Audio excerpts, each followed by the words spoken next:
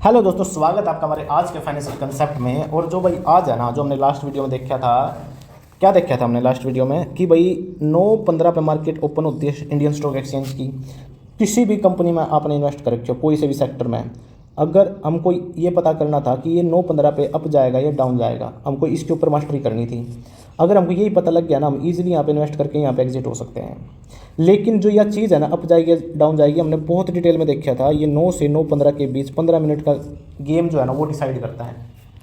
इस 15 मिनट के अंदर ऐसा होता क्या है, क्या बड़े बड़े इन्वेस्टर, बड़े बड़े जो इंस्टीट्यूशन है, वो रात को ऐसे क्या इंडिकेटर्स देखते हैं ग्लोबल लेवल पर, जिससे कि ये 15 मिनट में इन्वेस्ट या फिर निकालते हैं पैसे, ताकि ये प्राइस अप जाएगा या फिर डाउन जाएगा इसके बेस पे।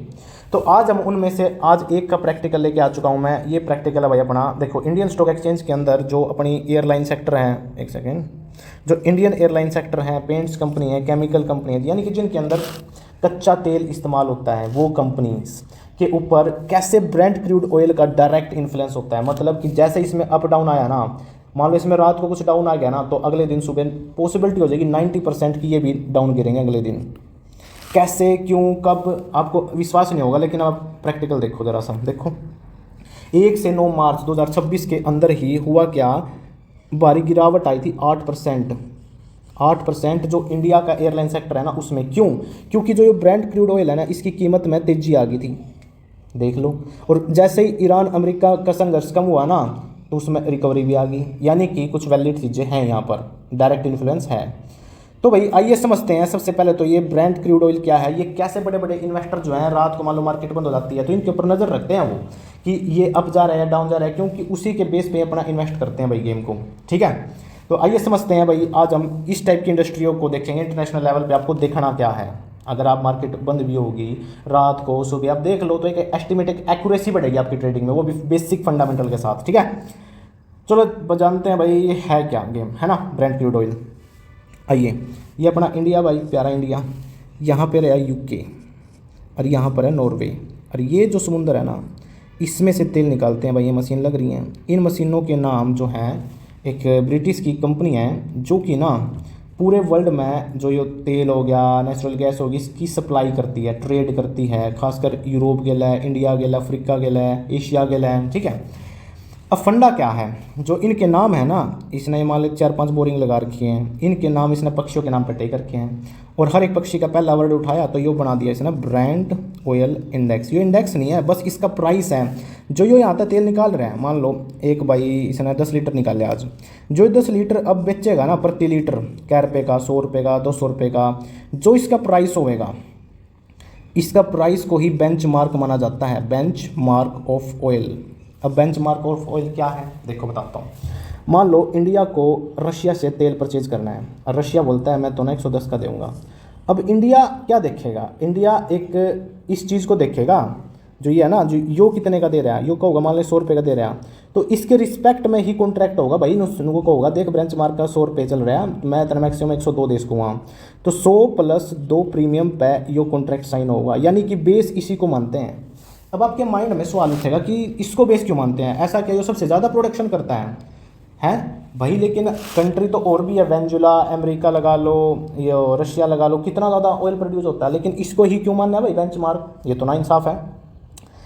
सुनो भाई, कुछ चीज़ें हैं क्या, देखो, मान लो अगर आप ऐसे सोचो, मान लो मैं रशिया का मान लेता बेंचमार्क। आपको पता है रशिया और यूएसए की कितनी फाइट चलती है भाई। अगर इन दोनों को, या उसका मान लेते हैं, अब एक को मान ले बेस मान लेते हैं, तो कितना फ्लक्चुएट होता है डेली डेली मार्केट। अब उसके लिए बिड़ रहे हैं, अब उसके लिए हो रहे हैं, नू हो रहे। ऐसे तो इन्वेस्टरों की ना ऐसी तैसी हो जाती डेली की डेली, इतना फ्लक्चुएशन, ये तो ठीक बात नहीं है ना। तो इन्वेस्टरों ने जो भरोसा, एक सोचो आप, इन्वेस्टर कहाँ भरोसा जता होगा, जहाँ पर ट्रांसपेरेंसी होगी, जहाँ पर स्टेबिलिटी होगी, जहाँ पर रियलिस्टिक होगी वैल्यू, जो ये सारी चीज़ें फैक्टर है ना, जिन पर विश्वास हो जाए। जो विश्वास वाला इंडेक्स है ना, जो विश्वास वाला प्राइस है ऑयल का, वो यही है मेरे भाई। आप कभी भी देख लियो, नॉर्वे वगैरह, यूके वगैरह इतना बसड़ में नहीं बढ़ रहे हैं, तो इसीलिए इसके प्राइस को वो माना है बेंचमार्क ऑफ ऑयल। समझ गए। आज भी जितने भी कॉन्ट्रैक्ट होते हैं ना आपस में ऑयल के, इसी को बेस मान के करते हैं। अब सोचो लास्ट को मान लो रात को इसका बेंचमार्क का 100 था दिन में, रात को मान लो 120 हो गया, इट मीन्स प्राइस बढ़ गया। तो इसका डायरेक्ट इन्फ्लुएंस आप सुबह मार्केट में देखोगे, इंडियन स्टॉक मार्केट में airlines company, chemical company, paints company जैसे एशियन पेंट्स, बहुत सारी कंपनी जो लिस्टेड है, आप डायरेक्ट इन्फ्लुएंस देखोगे। मैंने दिखाया भी अभी आपको। ठीक है जनाब, यानी कि मान गए हम। अब पॉइंट क्या है, आप ये समझ गए कि ज़्यादा होना तेल ज़रूरी नहीं है, ज़्यादा ये रिलायबल है, इसीलिए इसको इंडेक्स माना गया है। चलो जनाब, यह बात भी हम आपकी मान गए। तो आई थिंक आप समझे कि कैसे ये इन्फ्लुएंस होती हैं ये चीज़। अब देखो, अब आएगी आपकी बात समझ में। 1 से 9 मार्च के बीच जैसे लड़ाई स्टार्ट हुई ना ईरान की मिडिल ईस्ट में, तो हुआ क्या था कि प्राइस डिमांड बढ़ी। तो अब सोचो अपनी एयरलाइन का कैसे प्राइस बढ़ेगा, कैसे मतलब मार्केट 8% गिरी, क्यों गिरी? सोचो जो एयरलाइन सेक्टर है ना, एयरलाइन जो सेक्टर है, जब कभी भी आप अगर डिटेल में स्टडी करोगे इसको, मान लो इसकी टोटल कॉस्टिंग 100 रुपये आती है ना, इस टोटल कॉस्टिंग में से 40 से 50% जो खर्च होता है ना इसका कॉस्ट, वो ऑयल की होती है। अब अगर ऑयल ही इसकी मेन कॉस्टिंग है, सोचो अगर वो महंगा हो गया, बाहर महंगा हो गया, तो और अपन है पता इंडिया इंपोर्ट ही करेगा। तो मान लो अगर इंपोर्ट का खर्चा ही बढ़ गया, सोचो मेरा खर्चा ही बढ़ गया, तो जो एयरलाइन है इसकी कॉस्टिंग में खर्चा बढ़ेगा तो प्रॉफिट कम होगा, प्रॉफिट कम होगा तो मेरे भाई नेगेटिव इफेक्ट पड़ेगा स्टॉक मार्केट में, और नेगेटिव इफेक्ट पड़ेगा तो डाउन जाएगा। ये चीज़ें हैं, ऐसे असर डालती हैं भाई ये, समझे। अगर पॉजिटिव न्यूज़ आई तो ये अप जाएगा। इस एंगल से इन्फ्लुएंस पड़ेगा अपनी पेंट्स कंपनियों पे, केमिकल कंपनियों पे, एयरलाइन कंपनी पे, क्योंकि भाई इनका जो रॉ मटेरियल है ना, और जो इनके अंदर मेन कॉस्टिंग की जो वैल्यू है वो मेनली क्रूड ऑयल ही और मैक्सिमम होती है वो। ठीक है जनाब। अब आप ये सोचोगे कि जनाब अब तो मेरे को ना सारा कुछ समझ में आ गया, बस मेरे को तो जाके इंडेक्स देखना, एक बार दिखा और दो तो मज़ा आ जाएगा। बिल्कुल दिखाएंगे आपको, देखना कहाँ पे है, प्रैक्टिकली तो चल रहा है भाई। आप कुछ नहीं, गूगल पे जाओ, ट्रेडिंग इकोनॉमिक्स सर्च करो, ये पहली आ जाएगी अपनी साइट। देखो भाई यहाँ पे सब के प्राइस चल रहे हैं, ब्रांड रहे अपना जो मैं बात कर रहा हूँ, natural gas, gasoline, gold, silver, सारे के, ठीक है। और ये देखो मिनट में चेंज होते रह रहे हैं, क्योंकि आपने पता 24 घंटे चलाए हो। अगर मैं अब इसको समझाने पे आ जाऊँ ना, ये क्यों है, कैसे क्या चीज़ है, ये आप आने वाले टाइम में ज़रूर पढ़ेंगे, लगेगा अभी 6-7 महीने अच्छे से टाइम लगेगा। जब हम फॉरेक्स ट्रेडिंग पे आएंगे ना, उसके बाद हम बहुत डिटेल में चीज़ें जानेंगे भाई। मैंने जो आपको ऑयल का बताया ना अभी, ये ब्रेंट क्रूड ऑयल, ये तो समझ लो 5% बताया मैंने। जब हम फॉरेक्स ट्रेडिंग में एंट्री करेंगे ना, तब मैं बताऊंगा आपको एक्चुअल का बिल्कुल डीपली गेम। लेकिन अभी इतना परफेक्ट है इंडियन स्टॉक मार्केट के लिए, हमको तो बस चेक करना है ना कैसे आज मार्केट उठेगी या डाउन जाएगी, ठीक है। अब देखिए रहा ब्रेंट क्रूड ऑयल, ये कितना चल रहा है, 106.263, मतलब $106 अगर आप दोगे तो आपने वो 1 बैरल दे देगा। अब किसी को अगर नहीं पता है, 1 बैरल होता है लगभग 159 लीटर, ठीक है जनाब। इस पर जाओ, ये मार्केट देखो, रात ने 2 मिनट 1 मिनट में लगनी, मानो ये चेंज होता है रहा। अब आ जाओ भाई अपने इस पर। अब आप सोचोगे हम तो बस सब कुछ नहीं करना, अगर मेरे को इस सेक्टर में इन्वेस्ट करना है ना तो ये चीज़ देखनी है, अगर पॉजिटिव है तो ठीक है, नहीं तो नहीं सी।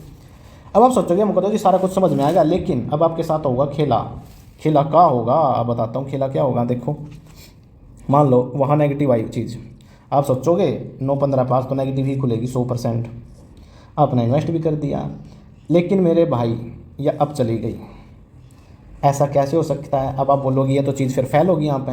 मेरे भाई अब ध्यान से सुनना, एक फैक्टर नहीं होता कि इस पूरे को बस एक ही फैक्टर इफेक्ट कर रहा है, 5 से 6 फैक्टर हैं जो आपको कंबाइन वे में देखने पड़ेंगे, एक ओवरव्यू में देखने पड़ेंगे। क्या, सबसे पहला तो ये है ब्रेंट क्रूड ऑयल इंडेक्स, देखो आप। दूसरा, क्या आपने सोचा मान लो यो इंडिया है, यो यूके है, या यो रशिया है, मान लिया, अगर गवर्नमेंट भाई, अगर मैं बात करता हूँ एक सेकेंड। अब दूसरा पॉइंट देखो भाई, जो इंडिया किसी से भी अगर हम तेल मंगा रहे हैं ना तो पेमेंट हम करते हैं डॉलर में। अगर रुपीज़ वीक पड़ गया डॉलर के एंगल में, सोचो अगर रुपीज़ वीक पड़ गया यानी कि ज़्यादा पैसे देने पड़ेंगे, यानी कि कॉस्टिंग तो फिर भी बढ़ गई ऑयल को इंडिया के अंदर ले आने में। तो ये भी एक इफ़ेक्ट है डॉलर का भाई, हाँ डॉलर एंड रुपीज़, ये भी आपको देखना पड़ेगा कि भाई वीक है स्ट्रॉन्ग है, ये भी एक इफ़ेक्ट डालेगा बहुत ज़्यादा। तीसरा क्या डाल सकता है जनाब, तीसरा डाल सकता है जियोपॉलिटिक्स, मतलब ये टेंशन जैसे अभी ईरान की और इसकी बाजी पड़ी है, ये भी एक डिमांड सप्लाई क्रिएट करते हैं अच्छे से, ये भी चीज़ आपको माइंड में रखनी पड़ेगी। चौथी चीज़, अगर मान लो इंडिया ने कुछ ये टैक्स स्ट्रक्चर जो यहाँ पे इंडिया में मान लो क्रूड ऑयल आता है, यहाँ पे जो ये ड्यूटी लगाते हैं, जो टैक्स लगाते हैं, टैक्स स्ट्रक्चर, कुछ सब्सिडी, कुछ गवर्नमेंट की कोई भी पॉलिसी वगैरह जो इस पर इफ़ेक्ट डाल रहा है, लेकिन ये बहुत कम होता है, मीडियम है। लेकिन ये तो हाई चीज़ है जो डायरेक्ट इफ़ेक्ट डालेगी। और कोई चीज़ सोचो अब आप, और क्या डाल सकता है? अगर सोचो इंडिया के अंदर, मान लो मैं एयरलाइन की ही बात करता हूँ, सोचो एयरलाइन की डिमांड भी बहुत ज़्यादा आ जाए, बहुत ज़्यादा पैसेंजर आ रहे हैं आ रहे हैं आ रहे हैं आ रहे हैं, ये तो एक गुड इम्पैक्ट है ना। अगर डिमांड इतनी है यानी कि फुल सर्विस चल रही है, बहुत ज़्यादा प्रॉफिट होगा, इट मीन्स तो ये तो गुड न्यूज़ आ गई, भले बाहर से कुछ चल रहा हो, है ना। तो भाई कंपनी की डिमांड एंड सप्लाई इस कंट्री में ठीक चल रही है, नहीं चल रही है? बिल्कुल मेरे भाई। और कुछ पॉइंट सोचो ज़रा, सब कुछ ठीक है? तो ये सारी चीज़ें हैं, ये आपको एक नज़र बस मार लेनी है इस सेक्टर में जब भी आप इन्वेस्ट करते हो, ट्रेड कर रहे हो, ठीक है। आप अब आई थिंक आप समझ गए होगे कि पूरा गेम क्या है, कैसे आपको इस सेक्टर के अंदर क्रूड ऑयल के बेस वाले सेक्टर पर कैसे चीज़ें आपको हैंडल करनी है, क्या क्या चीज़ें देखनी है। बस अगर आप मोटा मोटा भी देखना स्टार्ट करोगे ना, अब आप सोचो यार इतना माथा कौन मारा है। देख मेरे भाई, जो बड़े बड़े इन्वेस्टर बैठे हैं ना, जो आईआईटी के, जिन्हें क्या करा ना, आईआईटी कह रहा हूँ सॉरी, आईआईएम के जो फाइनेंशियल बिल्कुल बैकग्राउंड के स्ट्रॉन्ग है, वो यही चीज़ें देखते हैं भाई। अगर आपको शुरू में थोड़ा मुश्किल लगेगा, लेकिन आपको एक फंडामेंटल वो बनना ट्रेडर यार, ऐसे नहीं कि लॉस कमा रहे हो, ये कर रहे हो वो कर रहे हो, अपना बेसिक के साथ बहुत अच्छे से ट्रेड करना हमको, ठीक है। हाँ देखो 100% तो भाई कुछ भी नहीं है जो चीज़ें हैं, लेकिन हमको अपनी जो प्रोबेबिलिटी होती है ना वो मैक्सिमम करनी है बस ट्रेड में, ये हमारा मकसद है। तो ऐसे ही आज हमने देखो क्या देखा है, जो क्रूड ऑयल पे बेस था, कल आप देख लेंगे एक नया सेक्टर देखेंगे टेक्नोलॉजी वाला, प्रैक्टिकल दिखा रहा हूँ मैं आपको। ऐसे ही प्रैक्टिकल ये 15 मिनट में जितने जितने जो चीज़ें होती हैं ना इंटरनेशनल की न्यूज़ जो देखते हैं हम, वो चीज़ें डिस्कस कर रहे हैं। उसके बाद हम आगे फिर कंटिन्यू कर देंगे अपने इंडियन स्टॉक मार्केट को। और एट द लास्ट इतना मज़ा आने वाला है ना इस जर्नी में यार हम, क्योंकि जब फॉरेक्स ट्रेडिंग में हम एंटर करेंगे ना, जब आपके मैं दिमाग खोल लूँगा, ऐसी ऐसी बुक्स को डिकोड करना पड़ेगा, ऐसे बड़ी बड़ी इकोनॉमिक्स को पढ़ेंगे हम भाई साहब, मज़ा आ जाएगा। ठीक है, तो गाइज मिलते हैं नेक्स्ट लेसन में, धन्यवाद।